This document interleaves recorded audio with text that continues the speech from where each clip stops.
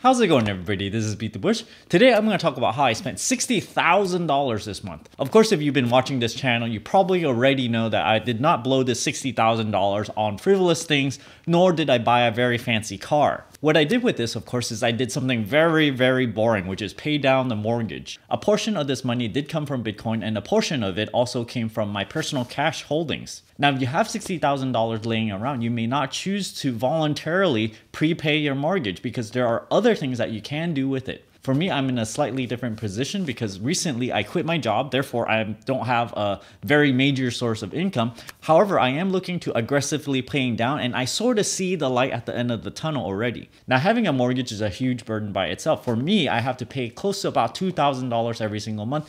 When you place this constraint on someone, it means you have to make at least this much so that you don't get kicked out of your house and, start living in the streets. For me personally, I feel a little bit trapped by this house. There's various things that you have to do in order to sort of get the authorities off your back. The first really annoying thing that I've noticed is that the mortgage company requires you to update your insurance.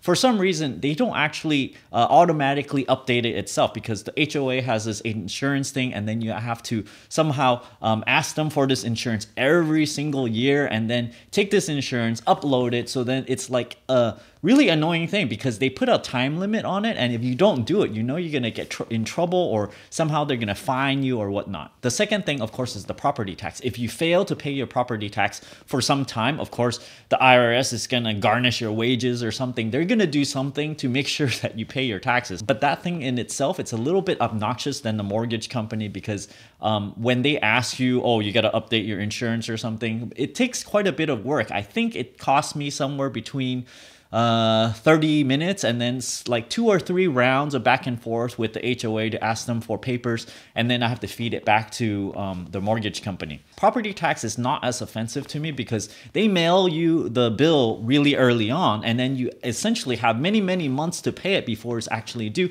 You know how much it's going to cost as long as you send in the money, then you're basically off the hook, and no one's going to come bother you. Having a house in an area where there is HOA is also a really annoying thing because if you want to change the windows or something, if you have some decoration left on for too long, they actually come after you. And if you don't follow the rules, I think you get like a 3-strike thing, then they also fine you for some reason. So this in itself, it's sort of like requirements that's placed on you, and you sort of have to do something like this. And whenever you have to do something, I personally feel a little bit trapped. So with $60,000, I feel like the majority of the population will start eyeing a brand new car or something. Maybe they want a brand new Tesla Model 3 or something, which you can afford with that amount. So putting $60,000 into the mortgage is a bit boring, but the way I see it is every $10,000 I put into it, I'm gonna save $350 in interest payments. For $60,000, this works out to be about $2,100 every single year. So me putting this money into it, I'm going to increase my net worth for about $2,100 every single year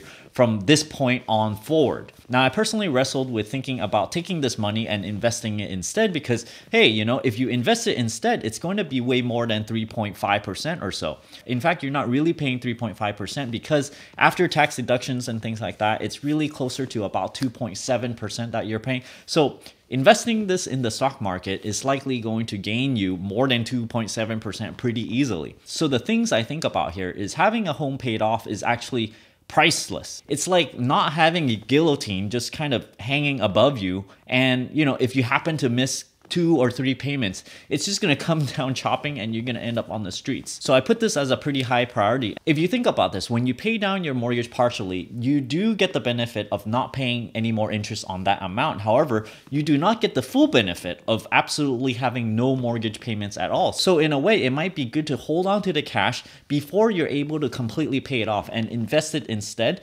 a little bit conservatively so you don't have too much principal risk. Personally, I've been holding a little bit of cash inside a California municipal bond where it's actually tax-free. It gives you about a 5.9% dividend. However, when I really think about this, I'm like, okay, yeah, it's going to give me, a bit of a dividend here. And it did actually increase about 10% from the principal that I put in. As time goes on, there will be principal risk, and you have to think about, hey, you can pay it off right now. Why don't you? Should you just hold on to this? And there could be principal risk, like I said, and maybe it could dip to a point where you can no longer pay off your mortgage in full. Before you have the full amount of your mortgage, you hold on to this investment, make more gains than the interest payments that goes into your mortgage. Therefore, the act of holding this will actually earn you more money. And then when you have the full price of the mortgage balance plus 1 year of emergency savings or not, then you can take this amount and suddenly, boom, plop it all in, because it's good to actually hold on to this extra amount of money, because maybe there could be a housing downturn or something. And in the process, you might want access to this cash. So let's say as I'm holding on to this amount and I'm not quite ready to completely pay off the house in full, the housing market crashes, then I have this chunk of money, then I can just immediately liquidate this and use it as a down payment on a brand new house. Once that threshold is reached where you have enough to pay off the house completely and a bunch of emergency savings, 1 year, 2 year, or whatnot, then you might want to think about, hey, instead of holding on to this money in a risky investment, not very, very risky, but there is some risk.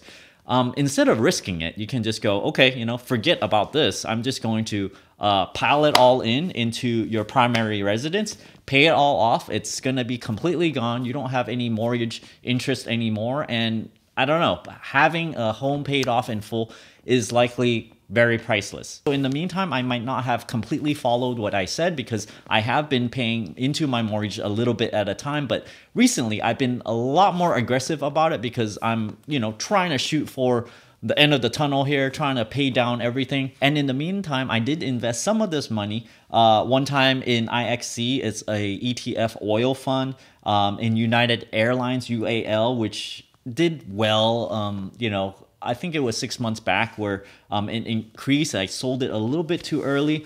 I am currently holding on to a bunch of PCK, which is California municipal bonds. That's where I sold a portion of it so that I can put that 60K into the mortgage. At some point before, I also bought into PCK when it was really low. When it increased to about $11, I was like, man, this is way too high. There's too risky here because it's the highest it's ever been within 5 years or so. So then I sold it, and some months later it dipped down much lower, and then I'm like, hey, it's cheap again. So then I bought back into it.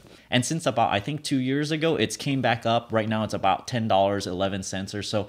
And I've been holding on to it. And I feel like the longer I hold on to this, the riskier it's going to be because I don't want to lose the principal. I have an opportunity to be able to pay more into my mortgage.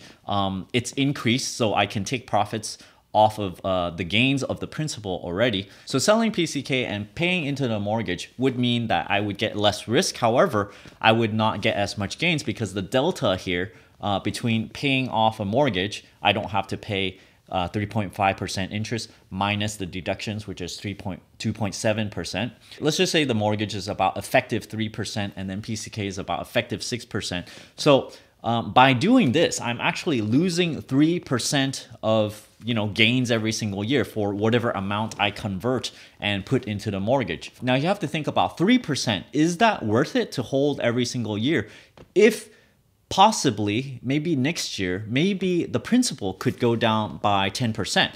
So if it goes down 10%, I essentially have to wait about 3 years to recuperate the losses from any kind of downward price movement of this municipal bond. Moving on, I did talk about using a service called the Plastiq service where you can use this to churn credit cards. Since I covered this service, they've eliminated Visa and American Express payments into your mortgage with these credit cards. So I can no longer go around getting those credit cards anymore and churn them very easily. Through the referrals, you guys have given me a lot of fee transfers. So I basically have many thousands of dollars that I have to use in order to just kind of get rid of them. You can still get Discover and MasterCard and churn those, but without access to Visa and American Express, it makes things a lot harder because American Express has American Express Gold, the Delta Airlines SPG card. I got a lot of cards that are Visa and American Express that I got a lot of benefit from using the Plastiq service. And I just got really lucky because I happened to use all of those. I happened to churn all of those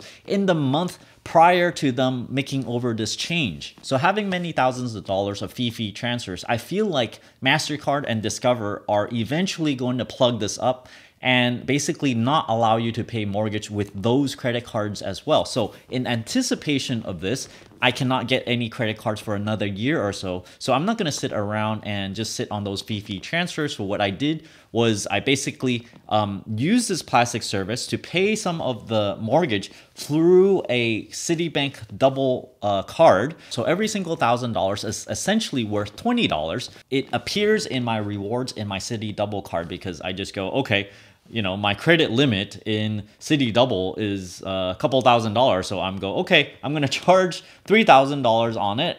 And then I'm going to pay it off right away. And you can just keep on charging it, pay it off right away.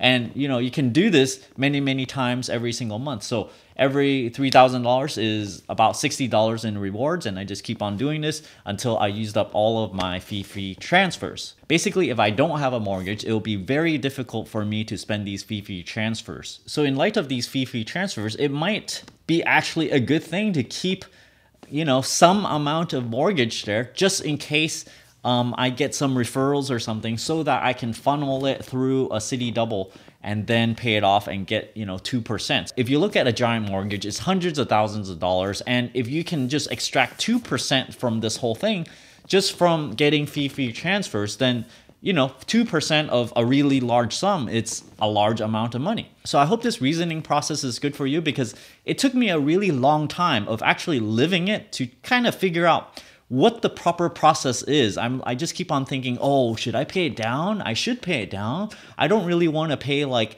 twice the amount of the original mortgage because if you just pay the minimum for 30 years, yeah, your mortgage is going to basically double. You borrow $300,000 at the end of 30 years, it's like another 300 on top of that. And I look at the interest payments I paid on it. I'm like, oh my gosh, that's a lot of money just burnt up. I prefer to not have paid that, of course. So in summary, I probably did it in kind of a messy way because whenever I feel like paying more mortgage, I'm like, okay, I'm just gonna put a little bit in there. I don't want to put everything in there, so I just put a little bit. So it's kind of like not concentrating all your eggs in one basket. So imagine if I completely paid the minimum on the mortgage, right? And I take every single dollar I have, instead of paying in the mortgage, I invested instead. And maybe I did very bad. Then that won't be as good because I could have just paid a little bit more into the mortgage. So today over here, I have received my second piece of fan mail. Yay! Look at this. It's from Japan. In the back, I think these are called Melody Twins. It's a bit interesting these days because I really feel like I need to open up these things on camera rather than just rip it open because that's my first urge. Once I get this, I'm like, oh, I want to see what's inside. So I'm very excited. Thank you, Jean, for sending me this letter. I don't get letters very often. Gonna open it. I really wonder though, what can anyone send me? Am I supposed to read this? I'm not sure. What the heck? This is a Dragon Ball face mask? Ooh, look at this, cool waves 3D. There's a bunch of Charlie Brown on it. Wow, and it can stand up. I can sort of like, kind of put it like this. So I guess I'm gonna read this, and if it happens to say don't read it, then I'll have to cut it out. Dear Beat the Bush, happy to have discovered your channel recently. You really changed the way I think about personal finance and money in general. I especially enjoyed your credit churning tips and have been having fun doing it with the added challenge of dealing with it in Japanese. Wow, I didn't know you can actually do this in Japan too. Only if they offer the sign-up bonuses as good as in the US, of course. Keep honey badging those haters into 2018. Best wishes, Gene. Oh, okay. So, YouTube handle. P.S. I previously sent you this face mask in the hopes that you'd wear it on your YouTube channel, but I understand if you don't want that on camera. Well, Gene, I'm actually not afraid of wearing a face mask. I've worn these before, but I have never worn one on camera before, and I hope maybe it'll be in the shape of Dragon Ball shape. Here it is. I can't read the Japanese on it, but I don't know what this character is called either. Hold on while I go adjust this in the restroom. So it actually took me a long time to come to this realization that as I'm earning money, I should be saving enough for an emergency fund. And I prefer actually more than 1 year of emergency fund, 2 years, 3 years or more. But once you satisfy this emergency fund, you're gonna have extra money and you need to decide what you're gonna do with it. Are you gonna invest it or are you gonna prepay your mortgage? So what I ended up doing is I think it might be a good thing to pay a little bit into your mortgage, sort of like diversify your risk. So you look at your portfolio and you go, okay, I have this much. Where can I put some of it? Where would I put a guaranteed gain of 3.5%?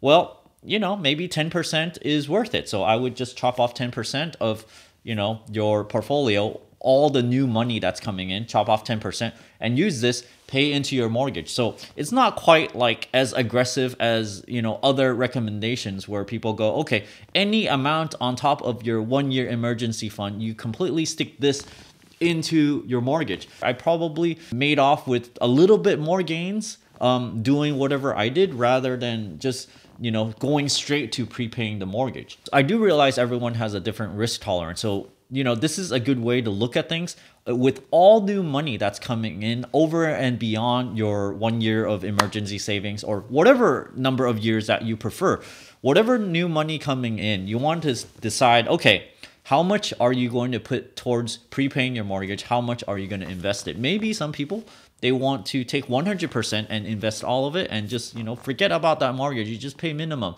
But when you do pay minimum, you're going to rack up your interest over the life of that loan. You're also not going to be as close to paying off your mortgage in full. So thanks for watching. I hope this rambling gives you clarity on what you should do with your extra money. Should you pay more into mortgage? Should you try to invest it?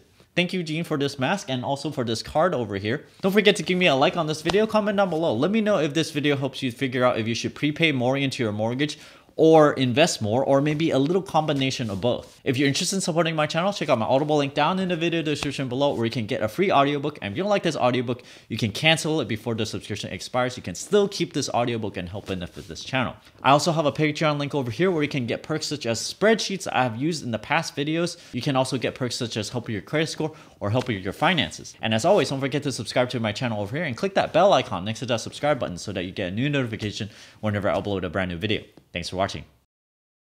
Is it smoother now? These masks are really good. I wish I can read the ingredients on this thing.